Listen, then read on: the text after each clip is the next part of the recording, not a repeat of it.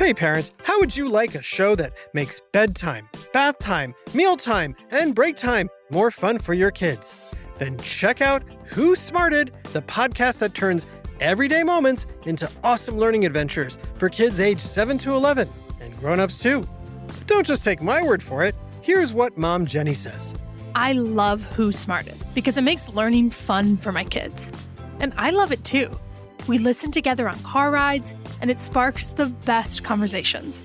It's the perfect way to make the most of our time in the car and connect as a family.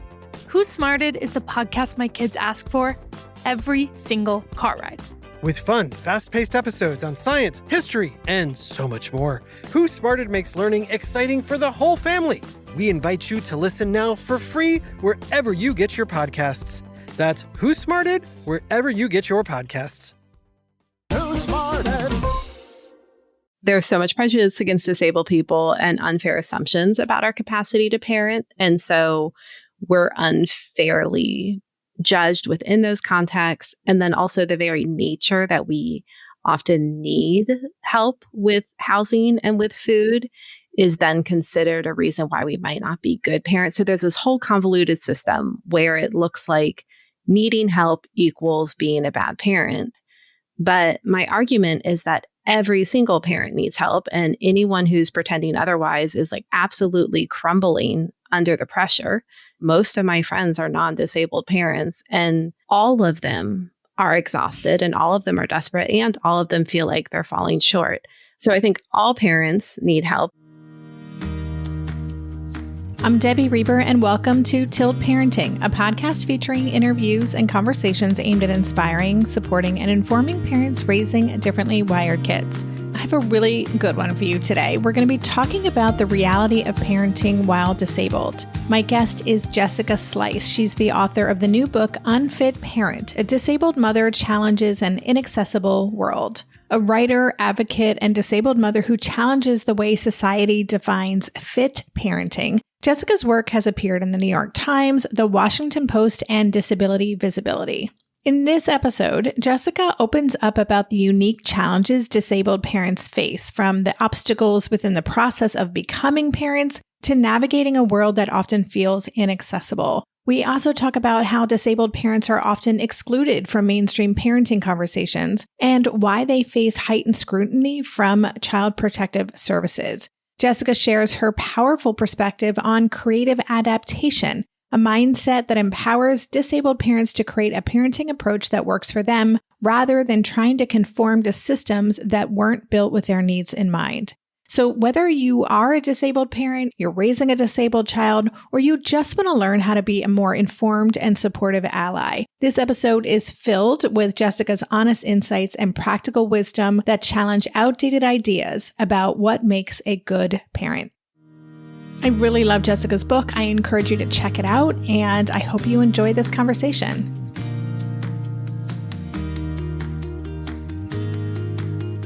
Hey, Jessica, welcome to the podcast. Thank you so much for having me. So I'm looking forward to getting into your book. I was approached, I think, by your publicist, and I was like, ooh, this looks like a really interesting book. It's a little different from the traditional parenting advice fair that we do, but I was so intrigued by your story. And I know there's a lot of parents in my community who are disabled, whether that's disabled through their neurodivergence or some other way. And I think there's so much that we can explore together that would be really relevant to my audience. So I'm excited to get into it. So your book, which is coming out in April, is called Unfit Parent, A Disabled Mother Challenges an Inaccessible World. As a way to kind of bring us into the conversation, would you tell us a little bit about your story, just so we have some context for your disability and how it manifested and how you came to be in the space that you're in now? Yeah, of course. So I am 42 and became disabled at 28 very suddenly. I was on a hike, got heat exhaustion, and that triggered a neurological condition that had been latent called dysautonomia and POTS, which is now a much better known than at the time because it's a impact of long COVID as well. And as it turns out, my POTS was secondary to a genetic condition called Ehlers-Danlos syndrome. So I went from a runner, a business owner, someone who was just like a high performer, very active, very motivated, to someone who could barely get out of bed. And my symptoms have not really changed measurably since the day I became disabled. So I have been almost entirely like bedbound, or if I'm not in my bed, I'm in a wheelchair since I was 28. I'm 42 now. Yeah, thank you for sharing that. And yeah, POTS is something that has actually come up a lot. And I didn't realize that it was also something that people who are suffering with long COVID are experiencing. But that is a term that definitely I feel like has had more awareness in the past couple of years. Yeah, I went through the process that I think so many women have been through, that when I got sick, doctors kept saying I was maybe just anxious or focused too much on my body, or kind of inventing my own symptoms. And I think that that does still happen. But I think at least with POTS, there are more doctors who have heard of it and who look out for it. Yeah. Well, I guess that's one of the bright spots, I guess. And, you know, just in what we've been learning over the past couple of years in the neurodivergent space too, there's just so much more awareness. I feel like things are moving both much quicker and certainly not fast enough. In the opening of your book, which is a memoir, but it's also like a reported memoir, good journalism and anecdotes and statistics. So it was just such a wonderful read. I really enjoyed this book. In the opening, you said, part of me wants to spend this whole book defending why I am just as worthy as a non-disabled parent. And you talk about the fact that disabled parents are everywhere, making up at least 10% of parents, and that you've been waiting to be included in mainstream conversations. That statistic really jumped out at me. Can you talk a little bit more about this population of parents, which are maybe largely hidden or just missing from so many conversations? Yeah, I mean, I think there's a few reasons. One, and I think the biggest reason why we're hidden, is because we hide ourselves. Disabled parents are much, much more likely than non-disabled to have their children removed by Child Protective Services. So we have this omnipresent threat of losing our children. And in 22 states, it is legal to remove a child on the grounds of parent disability. And parents know that. And when I interviewed attorneys who represent disabled parents who have lost custody of their children, they say that they think almost all parents who lose custody are disabled if you include mental illness under the umbrella of disability. Also, every disabled parent I interviewed who gave birth had social services visit them in the hospital and question their capacity to parent. I mean, as you know, as a parent, like the threat of losing your child is the most terrifying threat. And so to be vocal about your disability as a parent is a risk. And so while there's like 6 to 10 million of us in the US, but it is a real decision to be public about your disability and what your parenting looks like. So when you went down the path, and you write extensively about your decision to become a parent and navigating all that that entailed, I'm just wondering about your own process of discovering the barriers that you were going to be facing. Was it kind of like this slow unfolding of, oh my gosh, I didn't think about that this was going to be an issue, or this was going to be a consideration? What was your awareness of all of the challenges that disabled parents face when they're starting this process, whether they're adopting or doing foster care or becoming pregnant themselves? I think there's a few things that influence this. One, I wasn't trying to get pregnant. I had seen an obstetrician, and my own unique genetic profile made pregnancy too risky, or at least according to like what risk I was willing to take and that the doctor advised. And so accessing accessible medical care as a disabled person can be quite difficult. And I also interviewed disabled people who were rejected by fertility clinics. And I didn't encounter any of that because I didn't try. I did try to freeze my eggs early on and was rejected, but was able to work it out. So I didn't have this heartbreaking process of trying to get pregnant. And when we became foster parents, we were not intending to adopt. And so I wasn't going into it with my heart set on building a family. We were really fostering because we felt like we had this moral obligation, if we had extra space in our house and the time, to provide housing for a child who needed it. And looking back, my view of the foster system at the time was overly simplistic, but I did think, okay, we have space, we have time, we should parent. And we thought we'd have an older kid. We thought a child would stay with us temporarily. I became a parent in an atypical way. But even getting my foster license, it required some physical capacities that I don't have. The first time I tried to take the classes, they were held in a room that was too hot and I don't thermoregulate well. And I started to get heat exhaustion and had to stop. And when I asked for accommodations, they said if I couldn't sit in a hot room for 4 hours, then I probably wasn't suited to be a parent, which obviously is not overlapping skill sets. And so I did. And I also had to get permission from a doctor that would say I was suited to be a parent. But all of that said, I am someone who is resourced in that I'm not neurodivergent. Like the executive function that it took to coordinate getting my foster license, I was able to do. I also had the financial resources and the education to make it possible. I think there are disabled parents who encounter many more obstacles than I did in becoming parents. Yeah. And I actually want to, before we get more into your parenting journey, I want to touch upon what you talk about in the book is the privilege that you acknowledge having an acquired disability. And I thought that was interesting. So I want to touch upon that quickly after a quick break, and then we'll get into more of the book.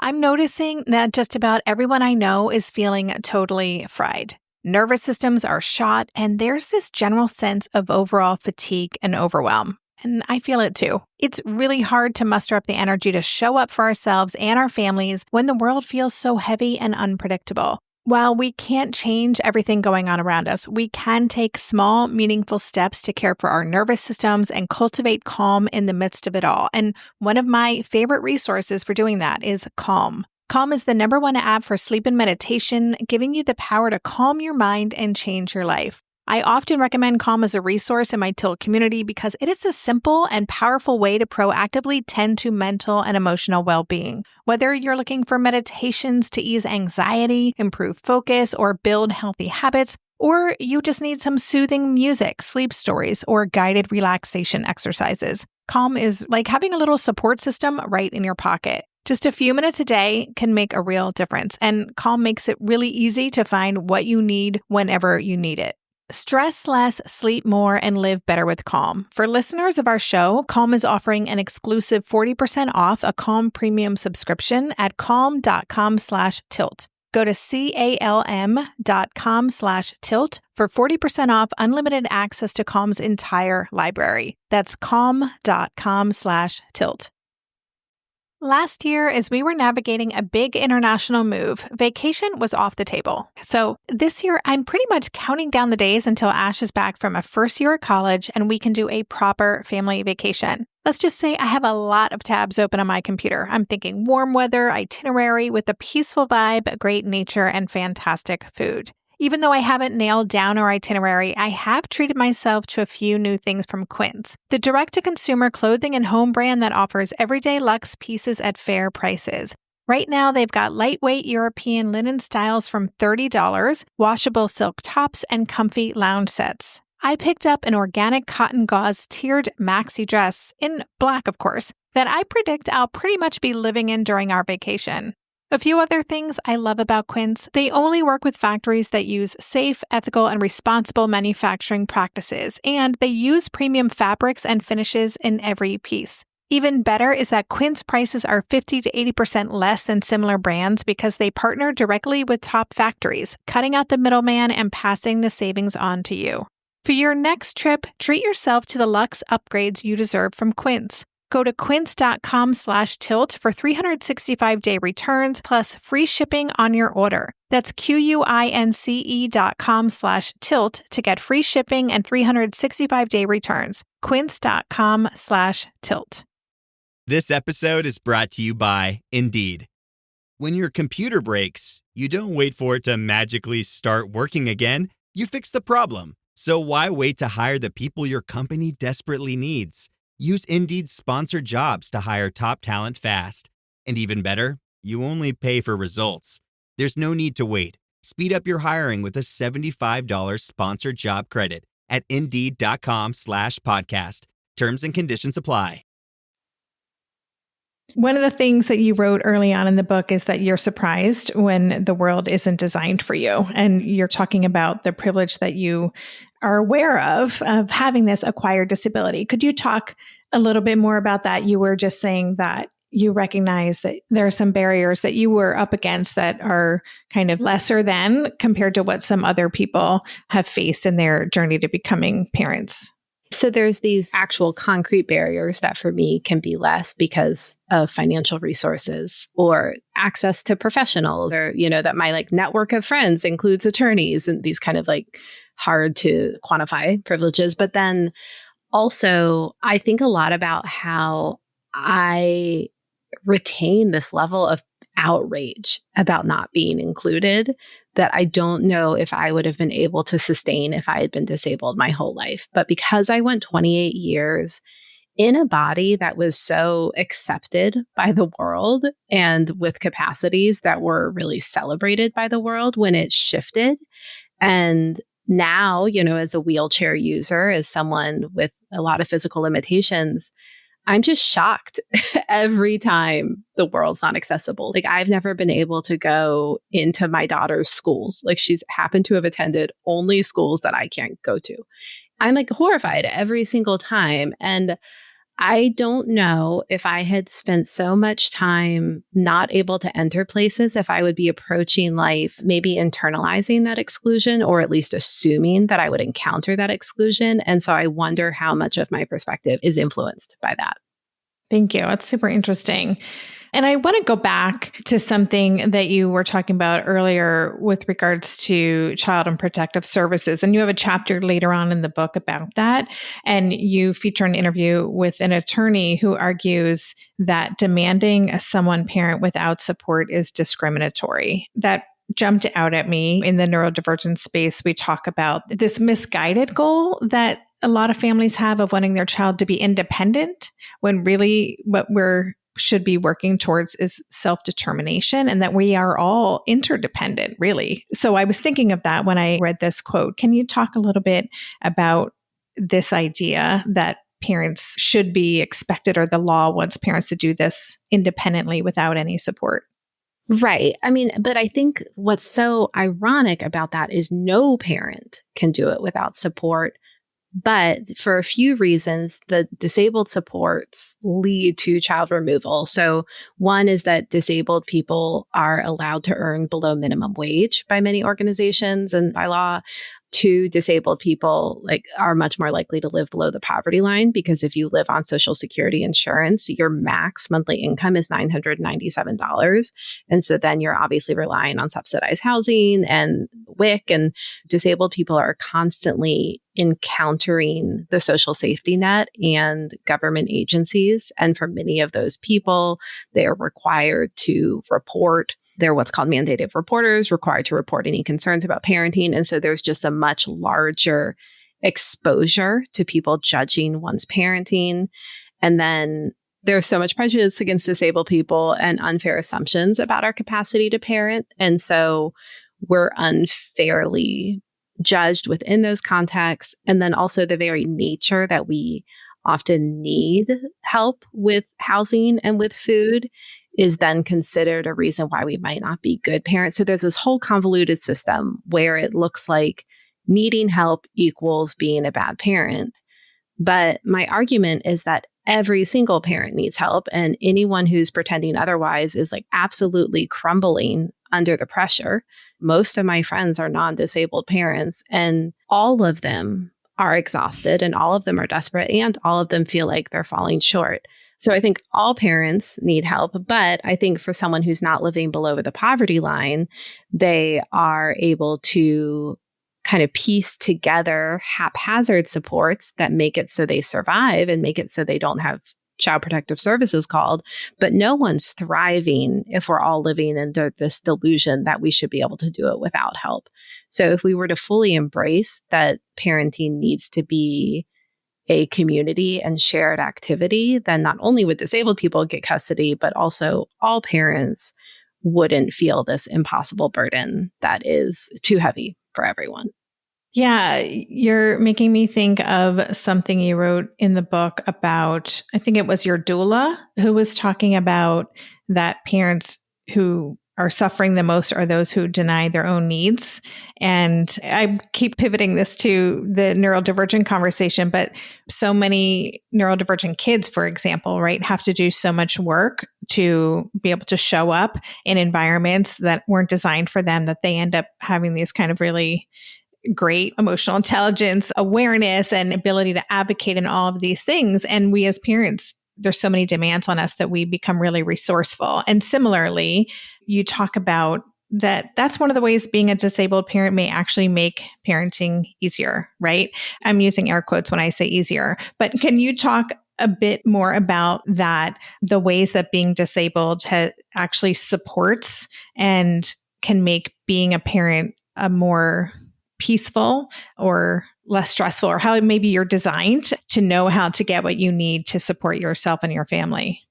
Yeah, I could talk about this particular topic all day. But if I think about who I was before I was disabled and the way I lived at that time, which was, like I mentioned, major perfectionist, major achiever, sort of like no mercy to myself or anyone else. And I think about that version of me becoming a parent, it would have destroyed her, because parenting, like by its very nature, is messy and complicated and impossible to succeed at and harder than any of us can manage. And it's also like you have to confront your own fragility and the fragility of your children and the unpredictability of life. And it does all of these things.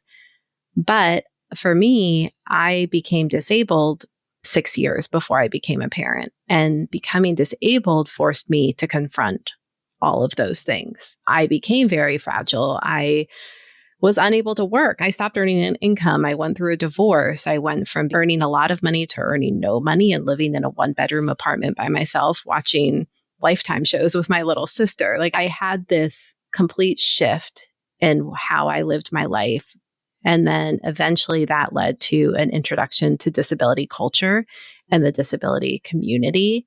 And with that, I started to really embrace all these new characteristics of a good life, like acceptance of its imperfection and acceptance of my imperfection, and releasing the control I had held onto so desperately, and problem solving skills and a capacity to enjoy smaller, less interesting and less beautiful days, And so I developed these skills through disability culture and that community, which I would guess a lot of parents in your community relate to with the neurodivergent community. And then when I became a parent, I had already been practicing those things. And so when parenting both of my kids, when there would be complications or difficulties, or when I needed help, or when it was harder than I expected, or when my needs confronted with their needs in inconvenient ways, I was already equipped to manage that. And it didn't flatten me and scare me the way it would have before becoming disabled. And I have found through my interviews and research that that's actually the case for many or all disabled parents, that the skills we use to survive as a disabled person in an unwelcoming world apply directly to parenting, that we're often considered unfit parents. But in reality, we have really useful skills as parents and are particularly well equipped to be parents. Yeah. Thank you for that. I want to explore this in a little more detail, but let's take a quick break and we'll do that. At Capella University, you can learn at your own pace with our FlexPath learning format. Take 1 or 2 courses at a time and complete as many as you can in a 12-week billing session. With FlexPath, you can even finish the bachelor's degree you started in 22 months for $20,000.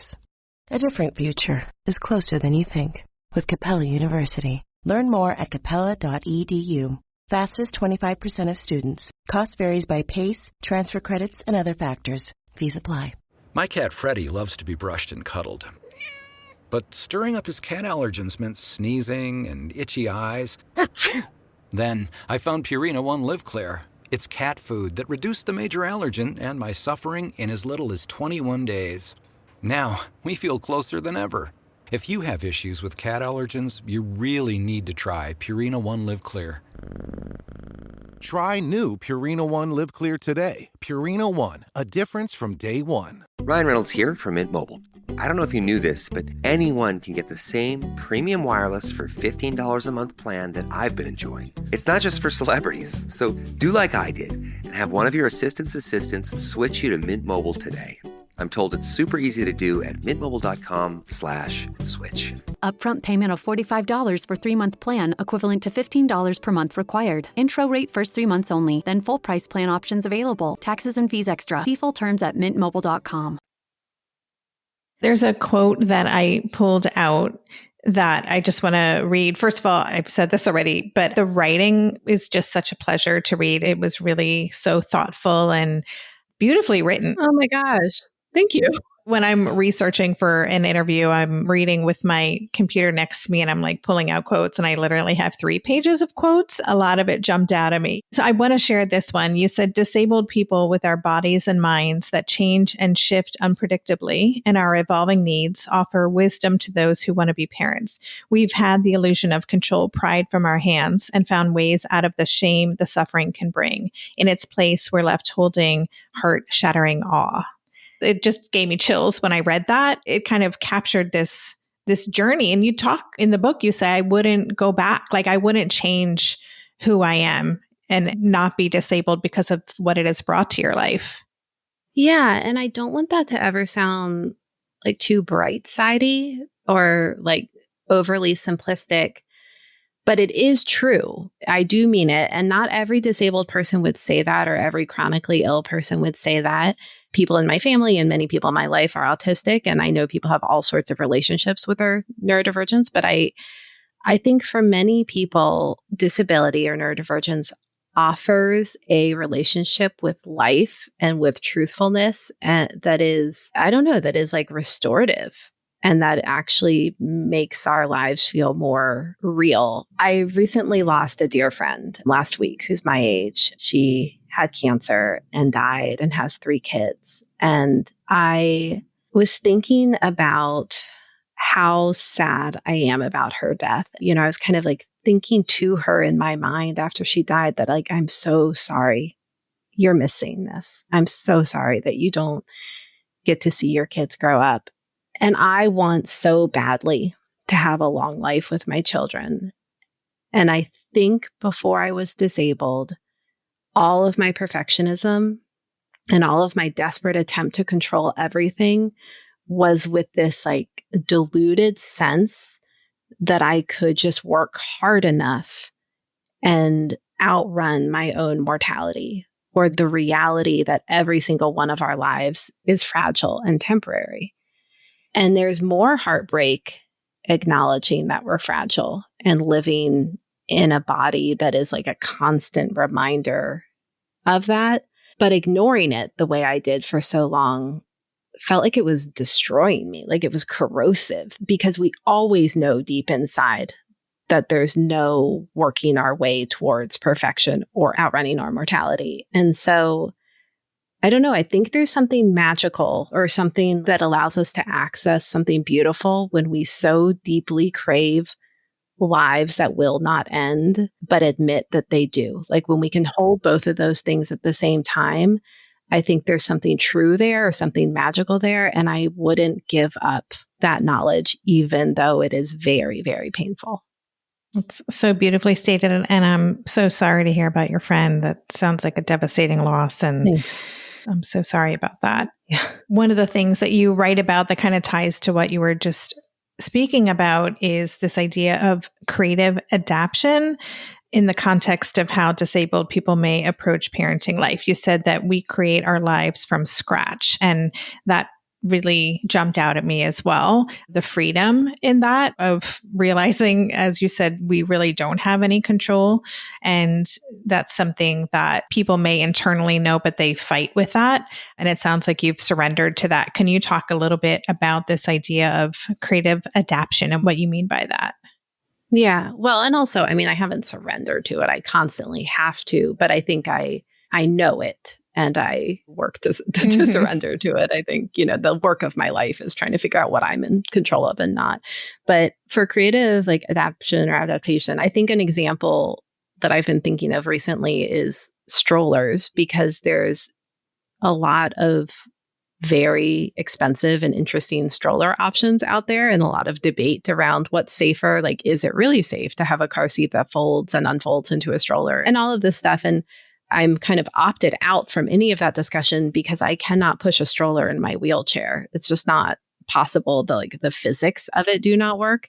And so when I'm out with my infant, he's on my lap, and I use this Velcro strap thing that was originally designed for work from home parents to be able to attach their babies to their laps during the pandemic and attend Zoom meetings.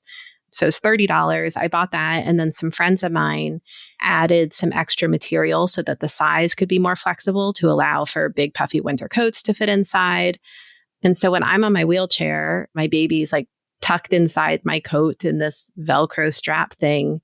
And that's my version of a stroller. And so it's kind of just starting from scratch. It's like, okay, I need to go in the world. I need to be sitting down in my power wheelchair. The baby needs to be with me. How can that happen so that I have my hands free? It's a lot of work to start from that place, but there's also a lot of freedom. And it's easier to avoid the sense that one purchase or the right purchase or the perfect purchase is going to make parenting easier or is going to insulate your child from harm, because I just have to opt out from most of those conversations. Yeah. So interesting. I'm reading about that in the book, and you talk about, this is another quote that I wrote down, disabled people are systematically excluded from these false dichotomies, but that your exclusion from mainstream conversation isn't merely unjust. It actually hurts everyone because your outsider perspective offers solutions and new approaches that would benefit all parents.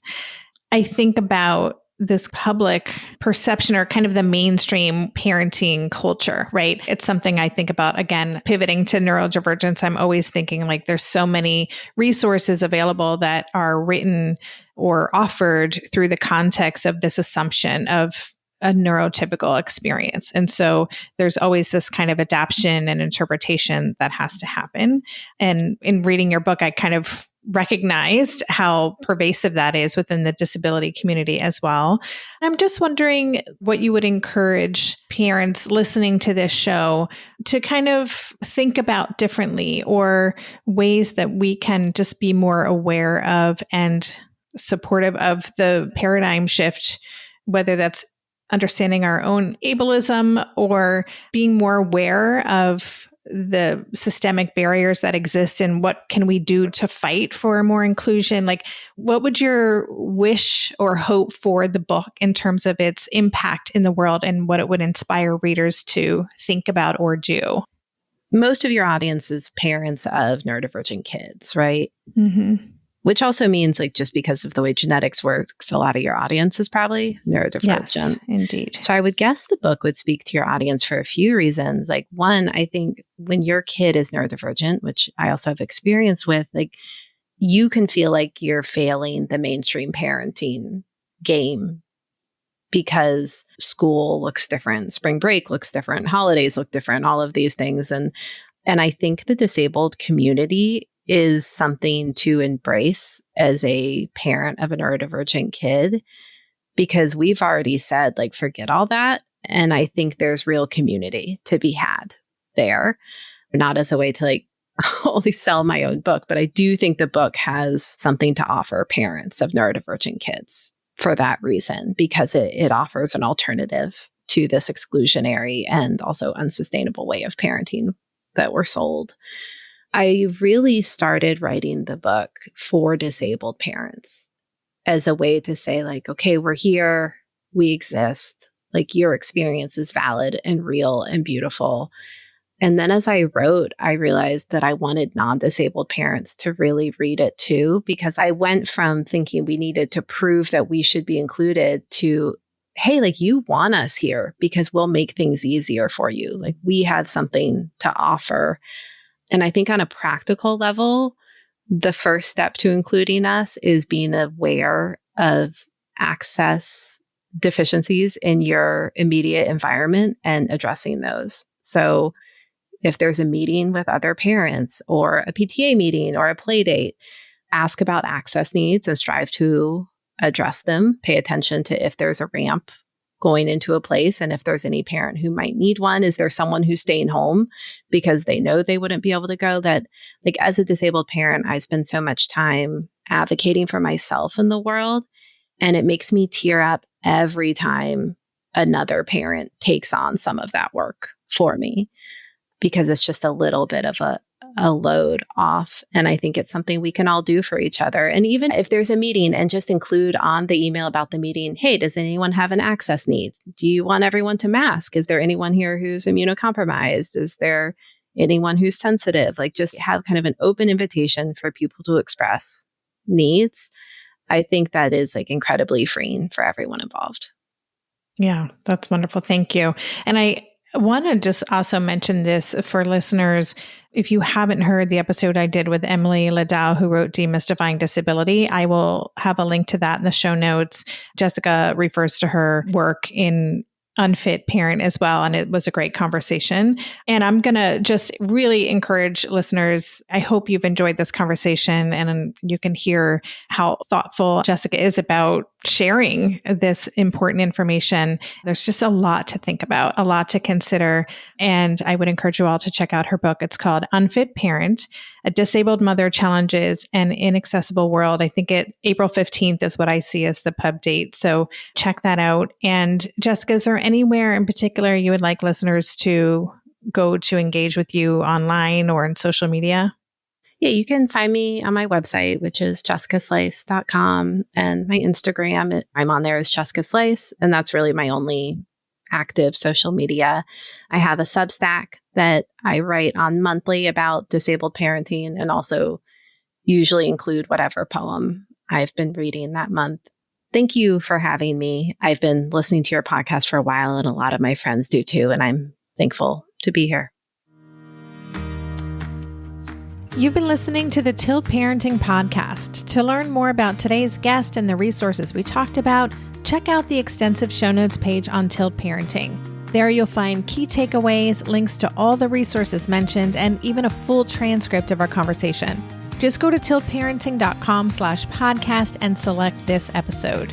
If you're looking for personal support from me and connection with the phenomenal community of parents raising neurodivergent kids, join us in the recently rebooted Differently Wired Club.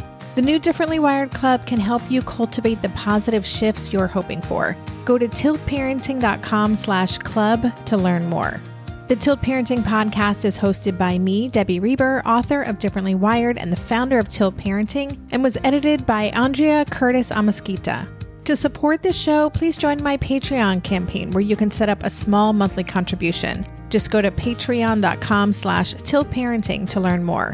If you want to follow Tilt on social media, you can find us at Tilt Parenting on Instagram and Facebook. And lastly, please take a minute to leave a 5-star rating or review on Apple Podcasts or wherever you listen to podcasts.